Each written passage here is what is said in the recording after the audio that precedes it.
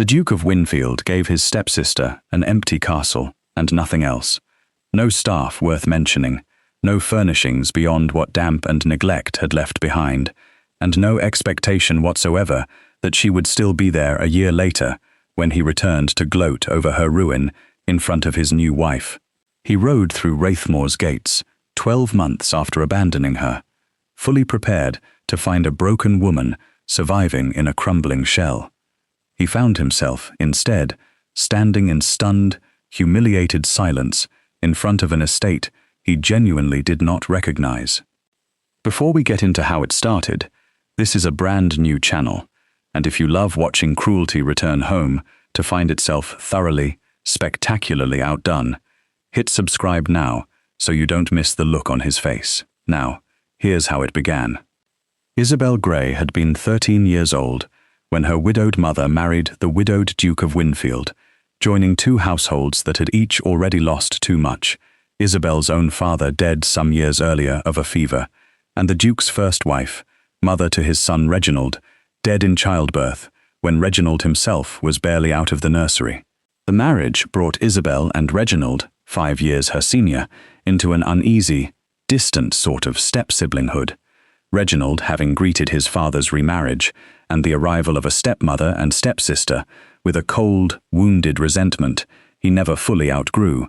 viewing the new arrangement not as a chance at family, but as an intrusion upon the quiet, exclusive grief he had built his entire childhood identity around.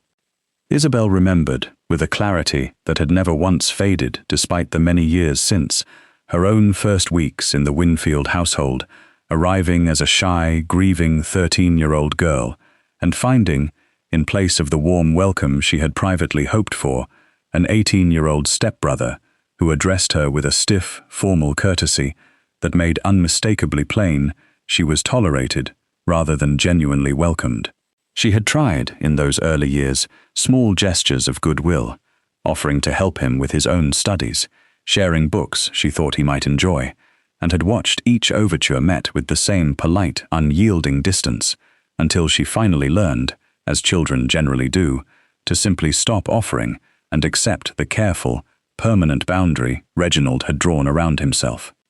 Isabel's own mother died when Isabel was 21, leaving her entirely dependent upon her stepfather's household, a dependency the old Duke honored without complaint for the remaining years of his own life, having grown genuinely fond of his stepdaughter's quiet, steady presence, despite Reginald's persistent coldness toward her. It was on his own deathbed, some 3 years later, that the old Duke extracted from his son a solemn promise to see Isabel properly cared for, understanding, even in his final hours, that Reginald's affection for her had never once matched his own, and hoping, with the particular optimism of a dying man, that a formal deathbed promise might succeed where years of quiet example had failed to instill any genuine warmth between them. "She has no one else in this world, Reginald," the old Duke said, his voice weakened by illness, but his grip on his son's hand carrying a fierce, final insistence. "Her mother gave me happiness I did not expect to find twice in one lifetime, and Isabel herself has never once asked this family for anything beyond the simple decency of a home. Promise me you will see her settled, comfortable, and genuinely cared for, whatever else changes once I am gone. I have watched you hold yourself apart from her for 15 years, and I understand the grief that built that distance, but I am asking you, with whatever authority a dying father still carries, to finally set it aside."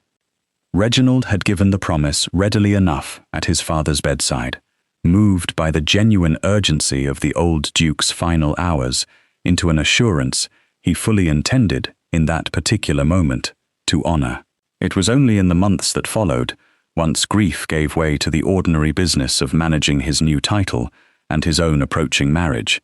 that the promise began to feel, to Reginald's own increasingly resentful mind, like an inconvenient obligation rather than a genuine commitment of the heart.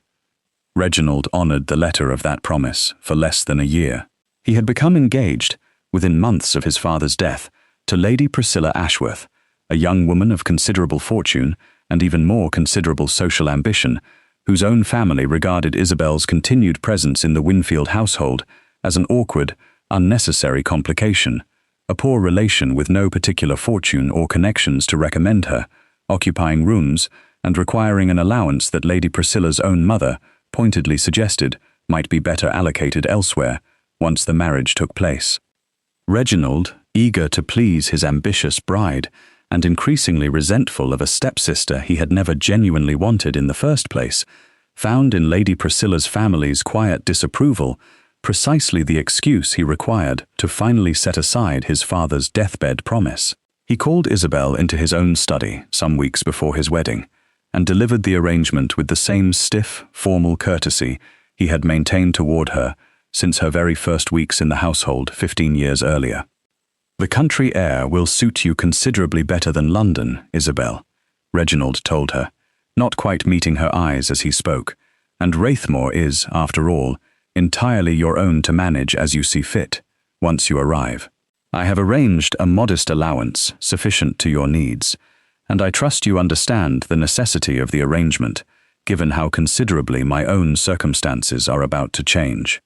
Isabel had studied her stepbrother for a long moment, understanding, with a clarity she had learned across 15 years of his careful distance, precisely what the arrangement actually represented. "You need not dress it in such careful language, Reginald," she said quietly. "I have understood my place in this family for a great many years now.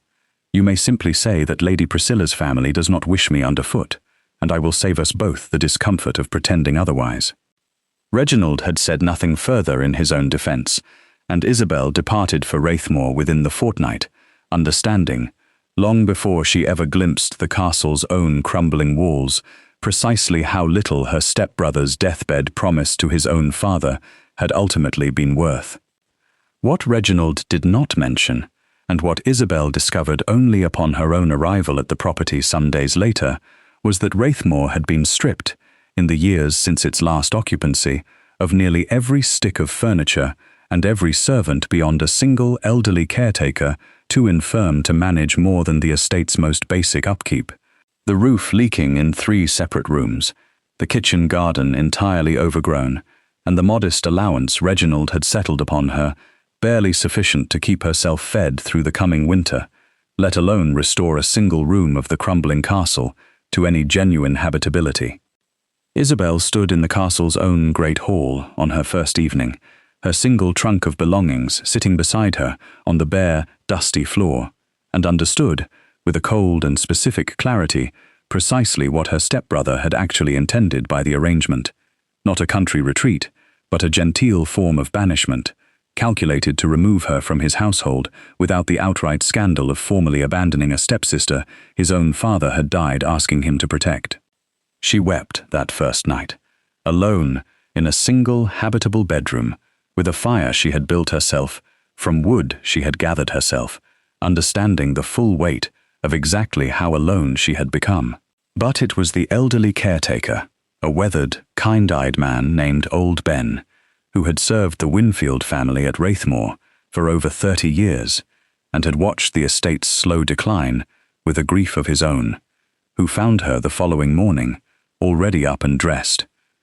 examining the state of the kitchen garden with a determined, assessing eye that Old Ben would later describe to anyone willing to listen across the following year as the exact moment he understood Miss Isabel possessed rather more steel in her than her soft-spoken manner initially suggested. Isabel began, in those first difficult weeks, with the kitchen garden itself, discovering beneath its considerable overgrowth a soil and layout that had once, evidently, produced a genuinely impressive variety of herbs and vegetables under some earlier, more attentive era of the estate's management. She worked alongside Old Ben, clearing the beds with her own hands, blistering her once carefully tended fingers on tasks she had never once expected her own life to require of her, and by the time the first tender shoots of spring finally emerged, Isabel had a garden productive enough to feed both herself and Old Ben through the season. With a modest surplus she began, cautiously at first, selling at the nearest market town some 4 miles distant. The early attempts at that market were not without their own setbacks. Isabel's first cart of vegetables, driven to town by old Ben while she remained behind to tend the garden's continued growth, returned home nearly unsold. The local merchants, unaccustomed to purchasing from an unfamiliar seller and skeptical of produce grown on an estate long known throughout the county for its neglect. It was only once Isabel began attending the market herself, offering samples of her own careful cultivation and speaking directly with the merchants about the particular quality of Wraithmoor's soil, that the venture began to find genuine, sustained success. A lesson in persistence she carried forward into every subsequent challenge the estate's restoration presented. It was at that same market town that Isabel first encountered Mr. Edmund Hale, a widowed gentleman farmer of modest but genuine prosperity, whose own neighboring estate bordered Wraithmoor's considerable but neglected acreage, and who had watched, with a curious and increasingly admiring attention, the slow transformation of the castle's kitchen garden across that first difficult season. Edmund, himself no stranger to rebuilding, having spent the years since his own wife's death restoring his family's estate from a period of similar neglect during his own father's declining years, offered Isabel practical advice on the market's particular preferences, and, over the weeks that followed, a genuine friendship that neither of them had initially expected to grow into something considerably warmer. The garden's modest success gave Isabel both the confidence and the small capital required to address Wraithmoor's more pressing structural difficulties, and it was Edmund himself, observing the extent of the roof's disrepair during one of his increasingly frequent visits, who first suggested that the estate's own overgrown timber, considerable stands of oak and ash, left entirely unmanaged for over a decade, might provide both the immediate material and, properly harvested and sold, the ongoing income required to fund the castle's broader restoration. Isabel, who had grown up watching her own mother manage a modest household with careful, practical competence, threw herself into the timber venture with the same determined energy she had brought to the kitchen garden, learning, through trial and considerable error across that first year, the fundamentals of forestry management, tenant negotiation, and household accounting that her privileged upbringing had never once required her to master. The first timber sale nearly collapsed entirely when the merchant she had contracted with attempted to substantially undercut the agreed price, correctly assuming, in his own initial calculation, that an inexperienced young woman managing her own affairs would lack the confidence to challenge him. Isabel, drawing on advice Edmund had offered regarding the standard rates such timber commanded in the wider county market, held firm on the original terms with a composed, unwavering insistence that left the merchant genuinely surprised and ultimately willing to honor the price he had originally offered rather than lose the considerable sale entirely. By midsummer, Wraithmoor's roof had been fully repaired, funded entirely by the estate's own carefully managed timber sales, and Isabel had begun, with the modest but genuine income the venture continued to produce, furnishing the castle's great hall and her own private rooms with pieces acquired, piece by careful piece, from local estate sales and auctions, each purchase a small, hard-won victory against the emptiness that had greeted her upon her original arrival. She hired, gradually, a small but genuinely loyal staff, drawn largely from the surrounding tenant families whose own fortunes had suffered during the estate's years of absentee neglect, and found, in rebuilding both the castle and the small community surrounding it, a purpose and a genuine competence she had never once had the opportunity to discover during her earlier, more sheltered years within Reginald's own household. Edmund's own courtship of Isabel developed alongside the castle's slow transformation, conducted with a patient, genuine warmth that stood in stark, deliberate contrast to the cold calculation that had governed her entire relationship with her stepbrother. He proposed to her that autumn, in the same kitchen garden where their acquaintance had first taken root, and Isabel, understanding with real clarity precisely how far she had travelled from the weeping, abandoned woman who had once stood alone in the castle's empty great hall, accepted him with a genuine and unguarded joy that owed nothing whatsoever to her stepbrother's original, cruel intentions for her. It was some weeks after that engagement, as Wraithmoor approached the first anniversary of Isabel's arrival, with its restoration nearly complete, that Reginald himself, prompted by Lady Priscilla's own idle curiosity regarding the poor relation she had heard occasional, dismissive mention of across the preceding year, decided to pay a visit to the property, intending, in his own careless cruelty, to show his new wife precisely the sort of genteel poverty he had successfully banished from their own comfortable household, a small, satisfying cruelty he anticipated would amuse Priscilla considerably. They arrived at Wraithmoor's gates on a bright autumn afternoon, Reginald's own carriage rattling up a newly gravelled drive he did not recognize, past fields of healthy, well-managed timber, where he remembered only overgrown neglect, past tenant cottages with fresh thatch and tidy gardens, where he remembered only crumbling, abandoned structures, and drew to a halt before a castle whose roof, walls, and windows bore no trace whatsoever of the crumbling decay he had left behind a year earlier. The great hall's windows, Reginald noted with a mounting, disoriented confusion, were fitted with fresh glass and framed by curtains of a rich, well-chosen fabric, and smoke rose in a steady, contented column from a chimney he distinctly remembered standing cold and cracked upon his final visit before Isabel's exile began. Reginald stepped down from his carriage in genuine, disoriented confusion, certain for a moment that his own driver had somehow mistaken the property entirely, and glanced toward Lady Priscilla, whose own carefully composed expression of anticipated amusement had already begun, Reginald noted with a fresh wave of unease, to shift into something considerably more uncertain. It was Isabel herself, emerging from the castle's own restored front entrance with a composed, genuinely warm confidence that bore no resemblance whatsoever to the frightened, abandoned young woman Reginald had last seen a year earlier, who finally confirmed, with a small, knowing smile, that he had indeed arrived at exactly the right address. "Reginald," Isabel said,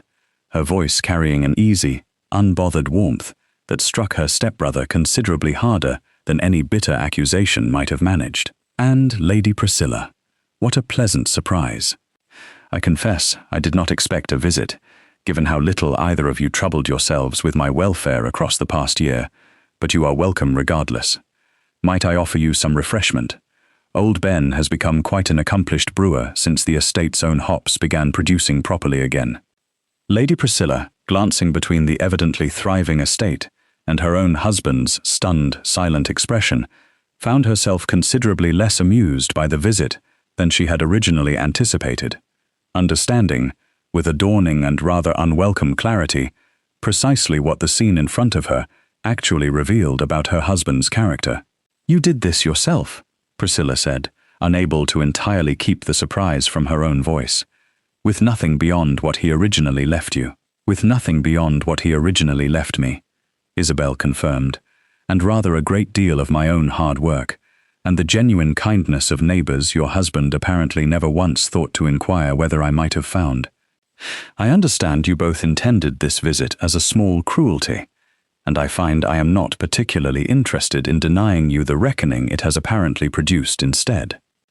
Reginald, finding his voice at last, managed only a stammered, inadequate explanation regarding the difficulty of managing so many competing obligations in the early months of his own marriage, an explanation that fooled no one present, least of all Lady Priscilla herself, who spent the remainder of the visit in an increasingly cold and pointed silence, directed considerably more at her own husband than at the stepsister he had so thoroughly, publicly failed. Isabel introduced Edmund Hale to her stepbrother that same afternoon,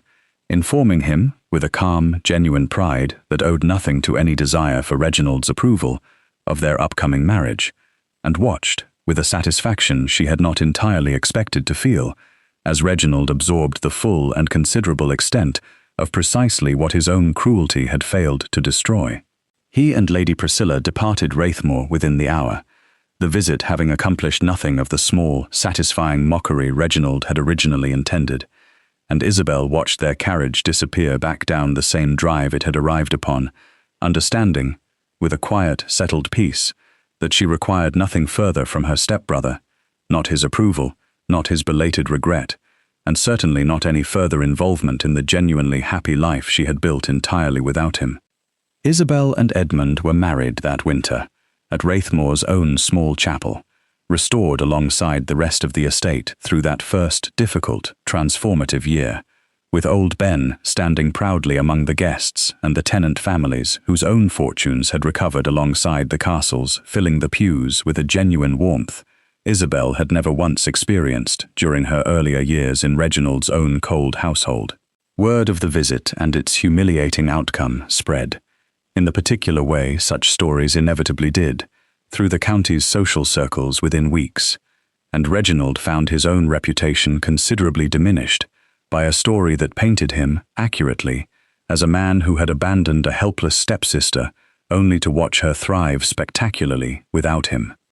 If watching cruelty return home expecting to find ruin and finding instead a thriving triumph it had no hand whatsoever in creating left you deeply satisfied, you know exactly what to do. This channel is brand new, and every subscriber genuinely helps us keep telling stories like this one. So if you haven't already, hit that subscribe button and ring the bell so you never miss the next release. Give this one a like if Isabel's empty castle turned out to be the best thing that ever happened to her. Share it with someone who loves a story about resilience, outlasting cruelty, and let me know in the comments the exact moment you started rooting for Reginald's humiliation.